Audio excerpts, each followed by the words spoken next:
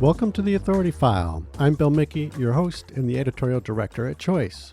My guests for this series are Mary Cohen, Stuart Duncan, and Lee Willingham. Mary is an associate professor of music education at the University of Iowa. Stuart is director of programming and diversity recruitment, the Graduate School at the University of Connecticut. And Lee is a professor of music education at Wilfrid Laurier University. In addition to their faculty positions, Lee is the editor of Community Music at the Boundaries, published in 2021 by Wilfrid Laurier University Press, and Mary and Stuart are co-authors of the forthcoming Music Making in U.S. Prisons, Listening to Incarcerated Voices, also published by Wilfrid Laurier University Press. We'll get to hear about our guests' books, but we'll also be having a discussion about community music, its anti-institutional roots, its inherent activist and inclusive characteristics, and how this relatively new area of scholarship has flipped the instructional model to make the musician privileged over the music. Even further, we'll speak with Mary and Stuart about how music can transform a broken system. This series is brought to you with support from Wilfrid Laurier University Press. In this second episode of our four-part series, we situate community music in the prison context, and we'll also listen to a sample recording.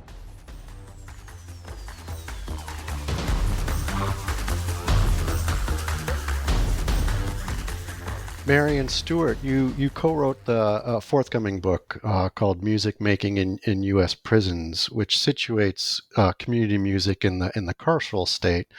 Can you talk about the overall thesis of this book? How it came together for you two?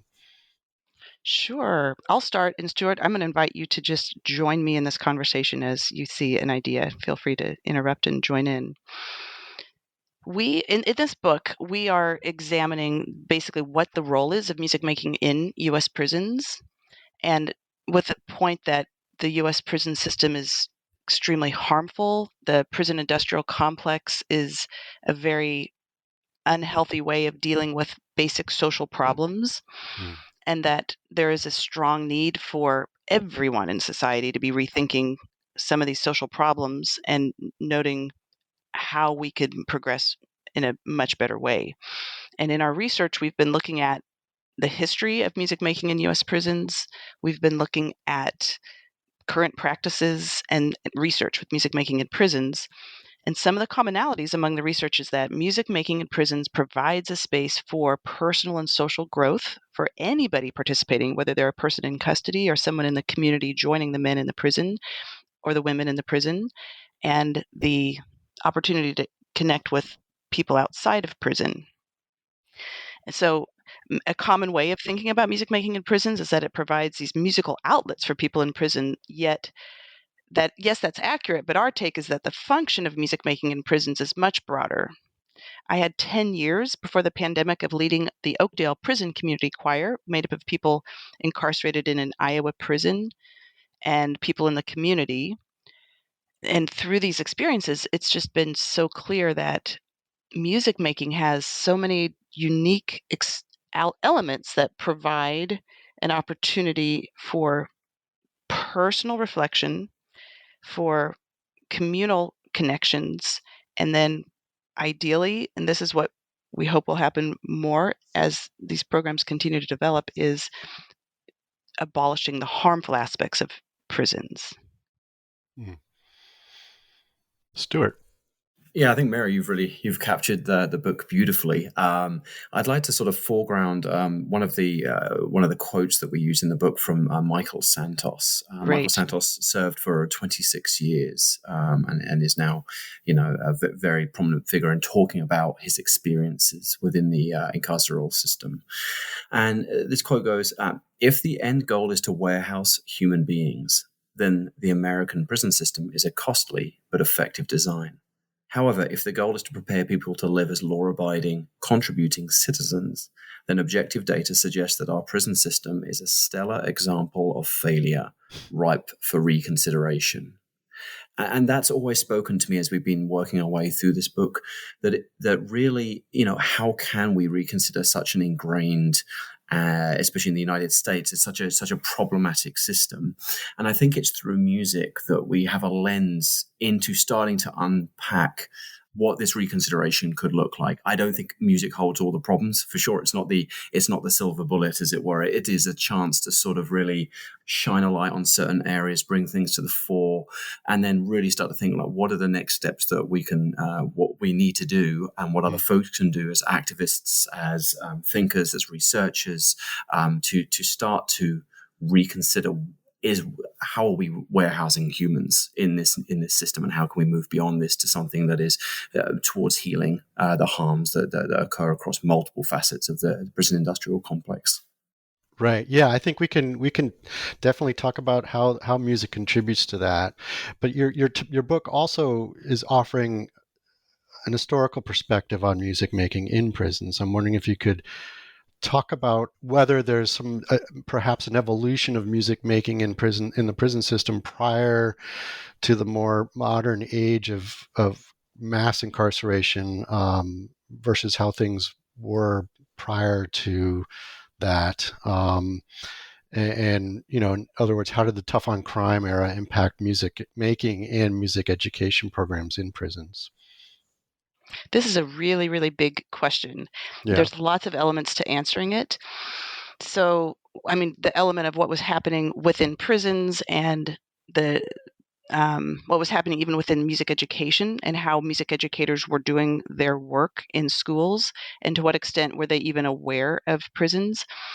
But what we came across was quite a large number of graduate students who had done survey research, looking at this large question of what kind of music programs were happening in prisons, as well as some smaller case studies. And then we discovered some really early wardens, like, for example, a man named James Saunders, who was a music educator in Iowa. He became a warden at the Fort Madison prison from 1907 to 1917, where he changed many of the protocol within the prison, creating an honor system, creating opportunities. Like, his wife made drapes for the prison, and the choir performed over the noon hour at the prison.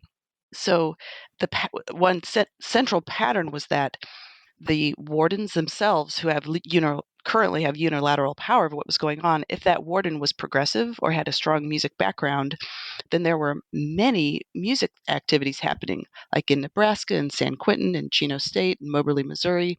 And many of these programs have had a clear bridge between inside and outside, either through direct performances where the people incarcerated would travel outside of the prison for concerts, or people from the community, including children and children's choirs, would come into the prison for performances, as well as radio shows. So all of this was a very strong component within the prison system.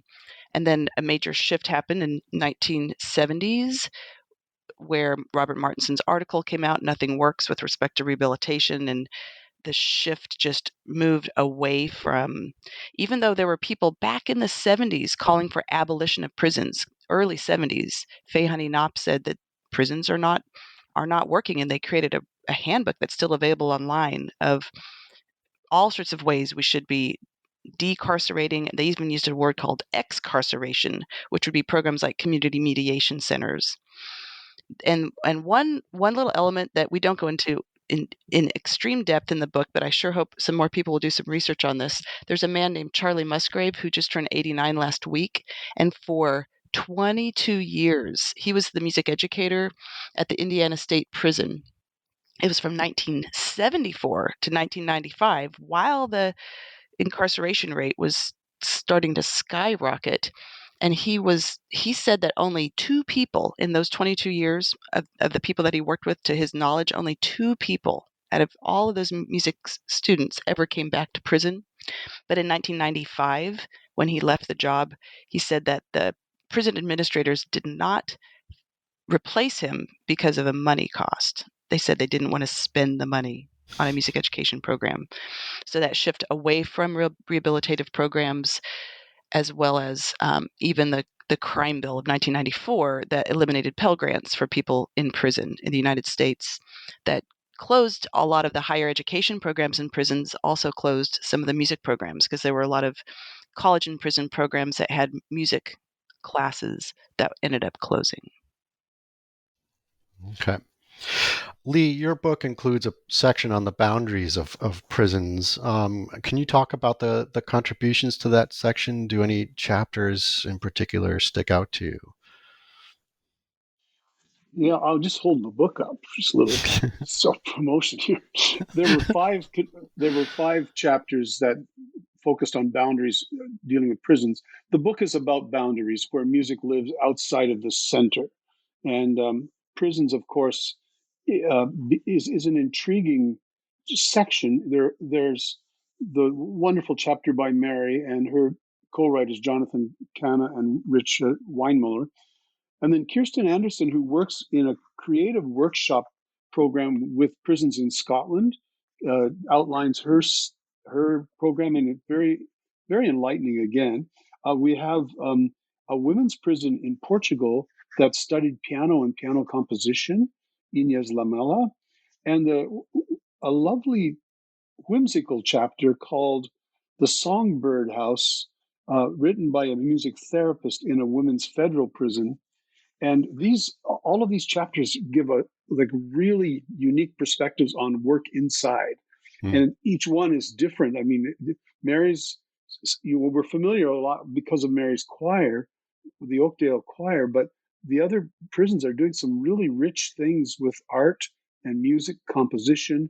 And then Rebecca Jordan Miller's The Birdsong chapter is about singing, giving women voice where they felt their voice had been removed through various traumatic experiences in their life. And she gives an anecdote about, "I'm not singing." The woman said, "I am not singing." And at the end, of course, she sang.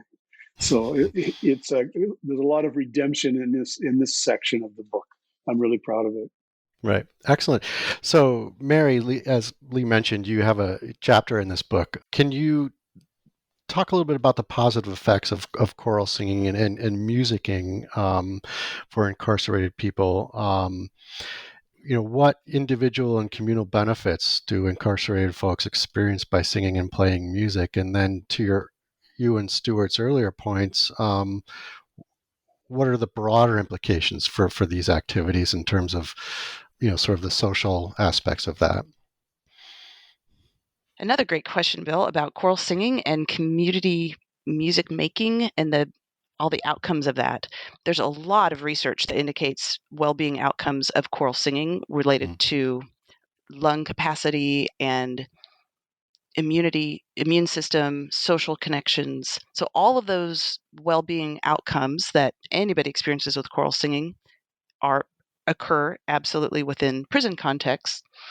And the opportunity to sing within prison, one of the aspects that I have found really, really interesting is the creative music making component, songwriting in particular, where somebody who creates a song while incarcerated and either collaborates with someone else or creates it on their own, and then that embodied idea within someone's heart is that idea that's within someone's heart is embodied into a group singing together and then expressing that to others.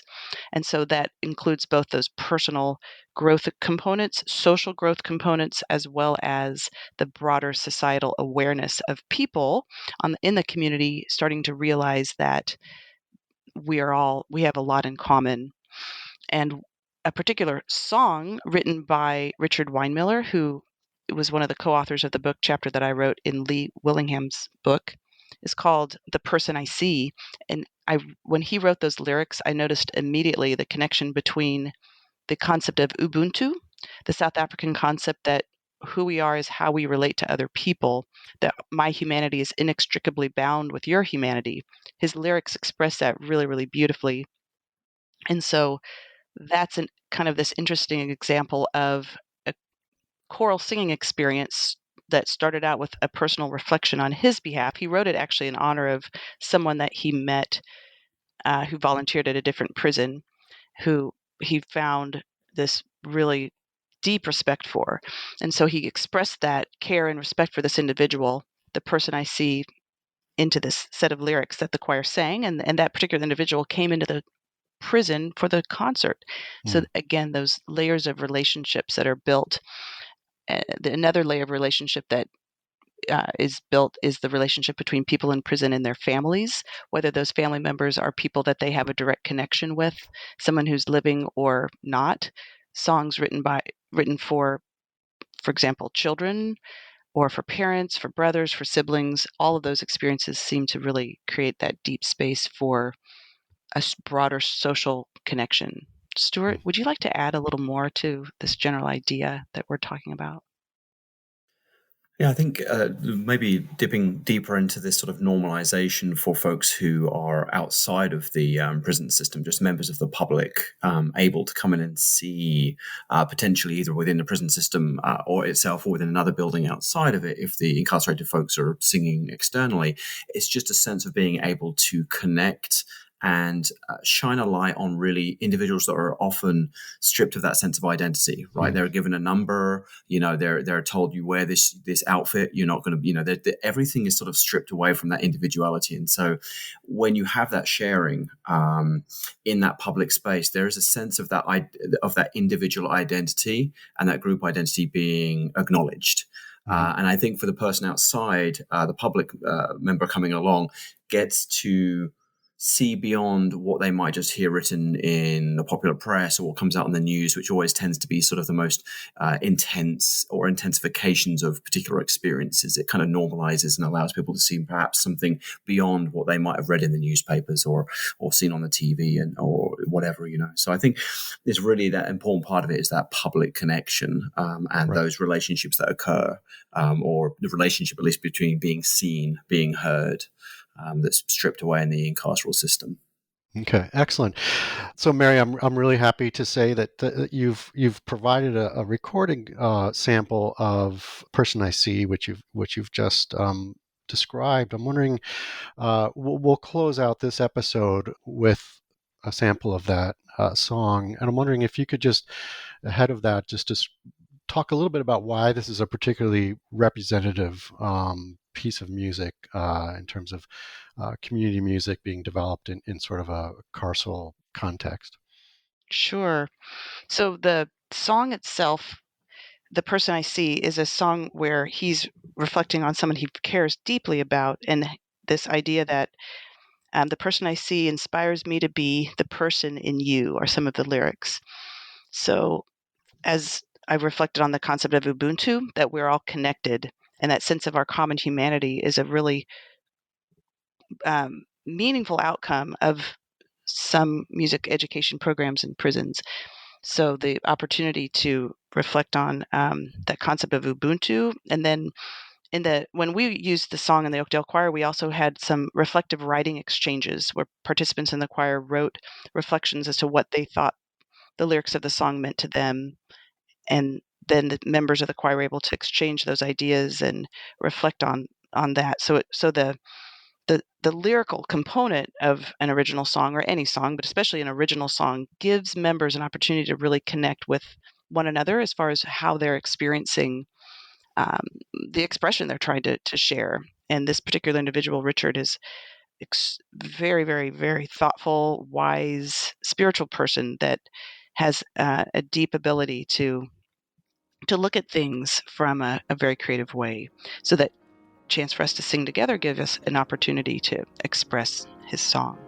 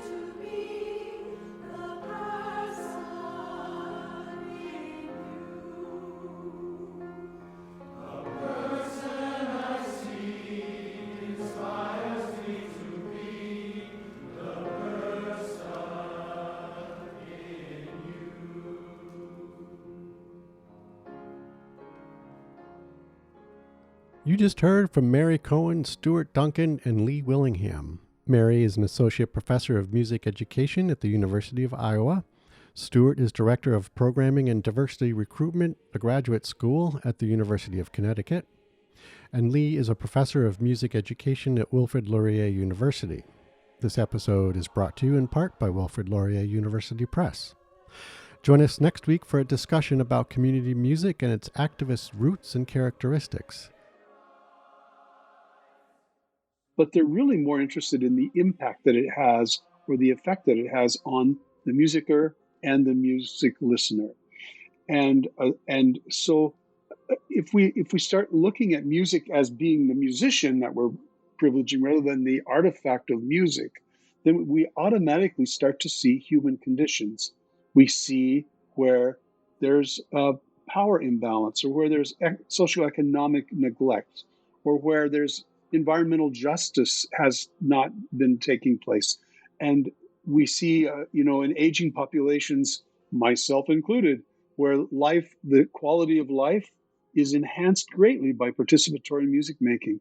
So it just naturally lends itself to shining a light or a lens on things that are of concern, what we call cultural and social concerns. If you like what you hear, rate us or give us a review on your podcast platform of choice.